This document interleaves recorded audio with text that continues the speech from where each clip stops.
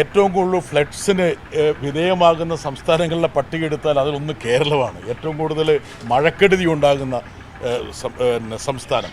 ഇപ്പോൾ ഈ ഒരു ബജറ്റ് പ്രകാരം മഴയെന്നൊക്കെ പറയുന്നത് അത് ബീഹാറിലും അതുപോലെ തന്നെ അസമിലും ഒറീസയിലും ആന്ധ്രയിലും മാത്രമുള്ള ഒരു പ്രതിഭാസമായിട്ട് മാറിയിരിക്കുകയാണ്. പേരെടുത്ത് പറഞ്ഞു. കേരളം വരൾച്ചക്കെടുതി സംബന്ധിച്ച് അതുപോലെ വെള്ളപ്പൊക്കെടുതി സംബന്ധിച്ച് സമർപ്പിച്ച പദ്ധതികൾ എത്രയോ നിർദ്ദേശങ്ങൾ എത്രയോ ഇവിടെ പരിഗണനയിലുണ്ട്, അല്ലെങ്കിൽ കെട്ടിക്കിടന്നുകൊണ്ടിരിക്കുകയാണ്. അപ്പോൾ അതുകൊണ്ട് ഇത് ഞങ്ങൾ കണ്ടതുപോലെ ഇത് രാജ്യത്തിൻ്റെ ബജറ്റല്ല, ഇത് 2-3 സംസ്ഥാനങ്ങളുടെ ബജറ്റ് മാത്രമാണ്. ഇപ്പോൾ ഒരു ഈസ്റ്റേൺ കോറിഡോർ ഉണ്ടാക്കിയിട്ടുണ്ട്. ആ ഈസ്റ്റേൺ കോറിഡോർ ഉണ്ടാക്കിയത് എങ്ങനെയാണ് നമ്മൾ നോക്കുക. അതായത് ആന്ധ്ര വരെ എത്തിച്ചിരിക്കുകയാണ്. ആന്ധ്രാപ്രദേശിനെ ഒരിക്കലും ഒരു കിഴക്കൻ ഇന്ത്യയുടെ ഭാഗമായിട്ട് ഇതുവരെ കരുതിയിരുന്നില്ല. യഥാർത്ഥത്തിൽ ഇന്ത്യയുടെ ഭൂമിശാസ്ത്രം പോലും തിരുത്തി എഴുതിയിരിക്കുകയാണ് രാഷ്ട്രീയത്തിന് വേണ്ടിയിട്ട്, അധികാര രാഷ്ട്രീയത്തിന് വേണ്ടിയിട്ട്.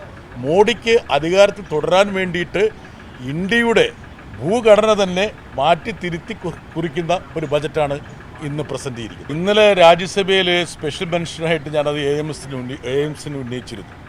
അന്നേരം ആരോഗ്യമന്ത്രി നഡ്ഡയും ഉൾപ്പെടെ ഉണ്ടായിരുന്നു. ഏറ്റവും വിചിത്രമായിട്ട് കാര്യം വെച്ചാൽ 22 വേൾഡ് ഇൻസ്റ്റിറ്റ്യൂട്ട് ഓഫ് മെഡിക്കൽ സയൻസുകൾ ഇവർ അനുവദിച്ചു. ആരോഗ്യരംഗത്ത് ലോകത്തിന് മാതൃകയായ കേരളത്തിന് മാത്രം നമ്മൾ ഭൂമി അക്വയർ ചെയ്ത് കൊടുത്തിട്ട് പോലും ഇതുവരെ അനുവദിച്ചിട്ടില്ല.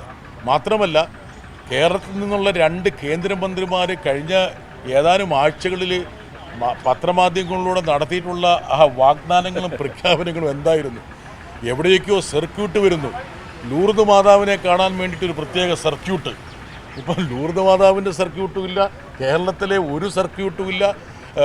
ഈ പറഞ്ഞ ഹിന്ദു മുസ്ലിം ക്രൈസ്തവ മേഖലയൊന്നും ബന്ധിപ്പിക്കുന്ന ഒരു സർക്യൂട്ടും ഇല്ല. ഈ സർക്യൂട്ടൊക്കെ ഇപ്പം ബീഹാറിലും ഒറീസയിലും അതുപോലെ തന്നെ ആന്ധ്രയിലുമായിട്ട് ചുരുങ്ങിയിരിക്കുകയാണ്.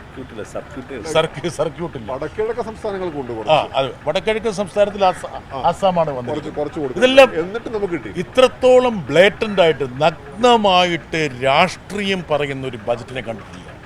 ബജറ്റിന് ഒരു രാഷ്ട്രീയ വീക്ഷണം ഉണ്ടാകാറുണ്ട്, പക്ഷേ കറകളഞ്ഞ അധികാര രാഷ്ട്രീയമാണ് ഈ ബജറ്റിൽ അടിമുടി പ്രതിഫലിക്കുന്നത്. യഥാർത്ഥത്തിൽ ഒരു ധനമന്ത്രിക്ക് അല്പം ഇളഭ്യത തോന്നേണ്ടതാണ്. എന്നാൽ കാരണം എന്ന് വെച്ചാൽ ബജറ്റിൻ്റെ ഇത്രയും സമയം 2 സംസ്ഥാനങ്ങളിലെ പേരെടുത്ത് പറഞ്ഞുകൊണ്ട് സംസാരിക്കുന്നത് ആദ്യമായിട്ടാണ്. അങ്ങനെ പറഞ്ഞാൽ തന്നെയും ഒന്ന് ബാലൻസ് ചെയ്യാൻ വേണ്ടി മറ്റ് സംസ്ഥാനങ്ങളിലേക്ക് ഒന്ന് പോകണം. ദക്ഷിണേന്ത്യ എന്നുള്ളൊരു ഭൂപ്രദേശം ഈ ബജറ്റിൻ്റെ പരിഗണനയിലേ വന്നിട്ടില്ല. അതാണ് ഏറ്റവും ദൗർഭാഗ്യകരമായ കാര്യം. ഇത് സ്വാഭാവികമായിട്ടും ഇതൊരു പോരാട്ടത്തിൻ്റെ നാന്ദി കുറിച്ചിരിക്കുന്ന സമയമാണ്. ഞങ്ങളിപ്പോൾ രാജ്യസഭയിൽ പിന്നെ വാക്കൗട്ട് നടത്തിയിരിക്കുകയാണ്. വരും ദിവസങ്ങളിൽ കേരള സർക്കാരും ഇടതുപക്ഷ ജനാധിപത്യ മുന്നണിയും ശക്തമായ പ്രക്ഷോഭപാതയിലേക്ക് പോകുന്നു. മുഖ്യമന്ത്രിയുടെ യോഗത്തിൽ ഞങ്ങൾ കൃത്യമായി പറഞ്ഞിരുന്നു, കേരളത്തിൻ്റെ ആവശ്യങ്ങൾ നേടിയെടുക്കാൻ വേണ്ടി രാഷ്ട്രീയം വേണ്ട എന്ന്. അവർ യോജിച്ചിട്ടുണ്ട്. ഇനി വരും ദിവസങ്ങളിൽ സംയുക്തമായിട്ടുള്ള ഒരു നിവേദനം ഞങ്ങൾ കൊടുക്കും. പഴയ സമീപനമാണോ അവർ പുതിയ സമീപനമാണോ സ്വീകരിക്കുന്നത്, ആ യോഗത്തിന് അവർ നൽകിയ ഉറപ്പ് പാലിക്കുമോ എന്നുള്ള കാര്യം നമുക്ക്